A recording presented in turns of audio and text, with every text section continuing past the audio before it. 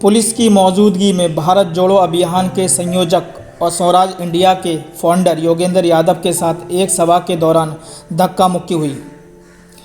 लोगों ने नारेबाजी की, कुछ लोग कुर्सियां इधर उधर फेंकते हैं। इसी बीच भीड़ में शामिल कुछ लोग पुलिस का घेरा तोड़कर योगेंद्र यादव के कपड़े खींचकर उनके साथ मारपीट करने की कोशिश करते हैं। वहीं पुलिस योगेंद्र यादव को बाहर निकालकर गाड़ी में ले जाती है। ये तस्वीर महाराष्ट्र के अकोला जिले की है। अकोला में योगेंद्र यादव एक सभा को संबोधित करने के लिए मंच पर थे। वहीं कुछ लोग मंच पर पहुंच खड़े हो जाते हैं। इसी बीच मामला बढ़ जाता है। इंडिया टुडे की रिपोर्ट के अनुसार वंचित बहुजन अखाड़ा के कार्यकर्ता पर इल्ज़ाम है। सुनिए क्या कहा योगेंद्र यादव ने।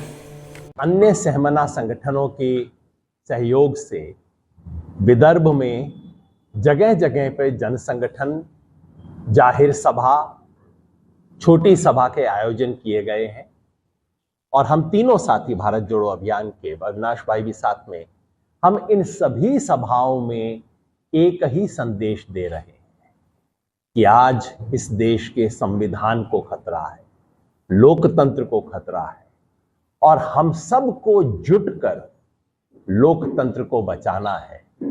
लोकसभा चुनाव में जो काम अधूरा रहा उस काम को पूरा करना है। इसी संदेश को लेके हम आज यहां महाराष्ट्र डेमोक्रेटिक फोरम द्वारा आयोजित इस सभा में आए।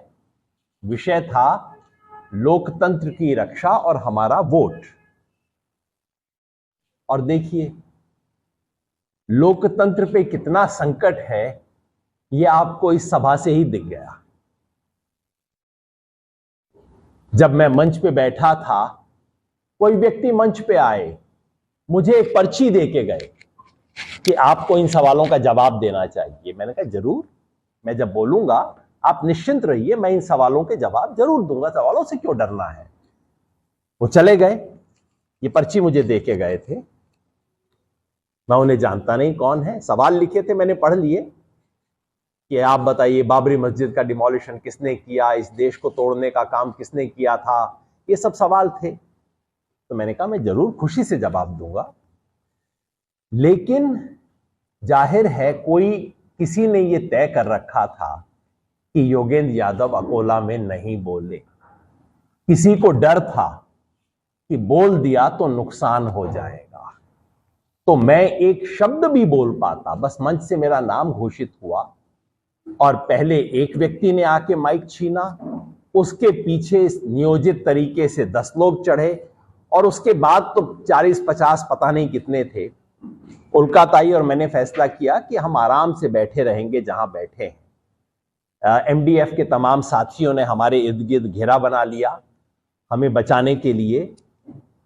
किसी ने सीधे हमारे साथ मारपीट नहीं की, बहुत आक्रामक तरीके से बोल रहे थे, ऊपर चढ़े आ रहे थे, लेकिन उस छोटे से मंच पे चूंकि 50, 60, 70 पता नहीं कितने लोग चढ़ चुके थे और ऐसी स्थिति आ रही थी जैसे सब हमारे ऊपर गिर जाएंगे और ये साथी जो किसी तरह से अब कॉर्डन बना के हमें बचाने की कोशिश कर रहे थे, ये सफल हो पाएंगे या नहीं, ऐसी स्थिति 10 मिनट के बाद आ गई।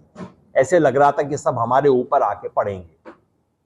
बहुत आक्रामक भाषा में बोल रहे थे, कुछ गाली गलौज भी कर रहे थे, लेकिन हमने सोचा कि हम बैठे रहें। जब ये स्थिति बनी कि ये कॉर्डन टूटने वाला है और यहां तो स्टैम्पीड जैसी स्थिति हो सकती है, इतने में पुलिस के लोग आ गए।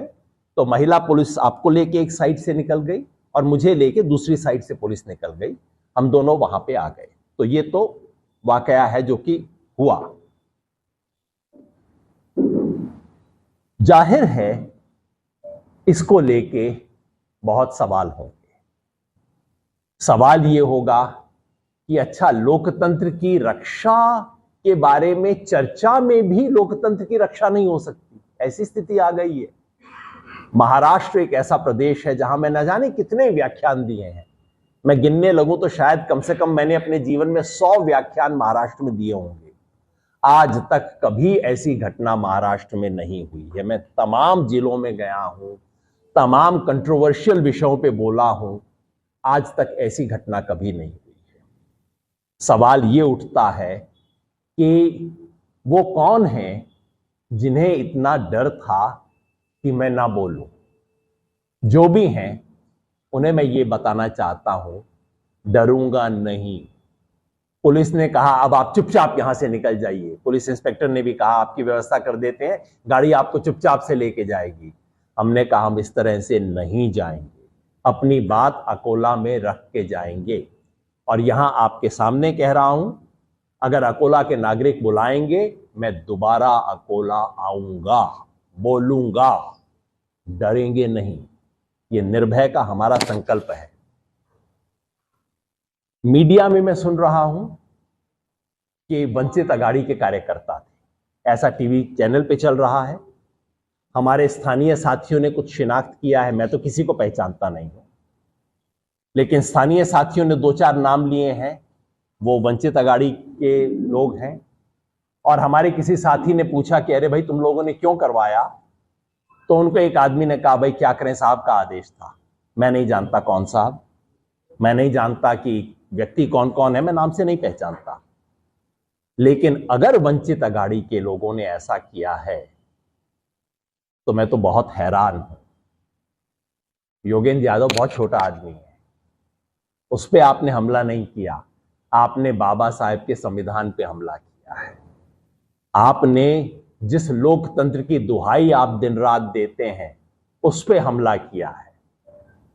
और आपके नेता प्रकाश अंबेडकर को आपने शर्मिंदा किया है। क्योंकि इसके बाद आप प्रकाश अंबेडकर से पूछ लीजिएगा, पिछले 15 वर्ष से प्रकाश अंबेडकर कहते हैं, मैं भी कहता हूं कि हम मित्र हैं, व्यक्तिगत मित्र हैं।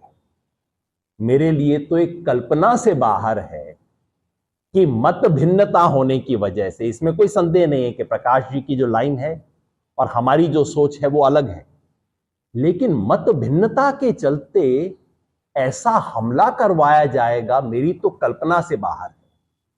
मैं कम से कम प्रकाश अंबेडकर को ऐसा व्यक्ति नहीं समझता जो इस तरह की हरकत करवा सकता है।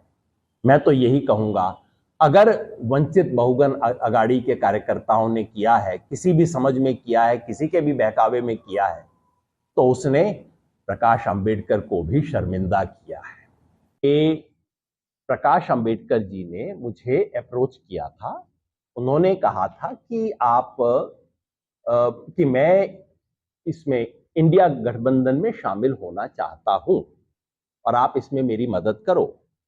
मैंने उनकी बात करवाई, वो मुंबई की रैली के अंदर स्टेज पर बैठे और ऐसा लगा, और उन्होंने मुझे बताया कि हाँ बात हो गई, अब कुछ सीटों का चल रहा है।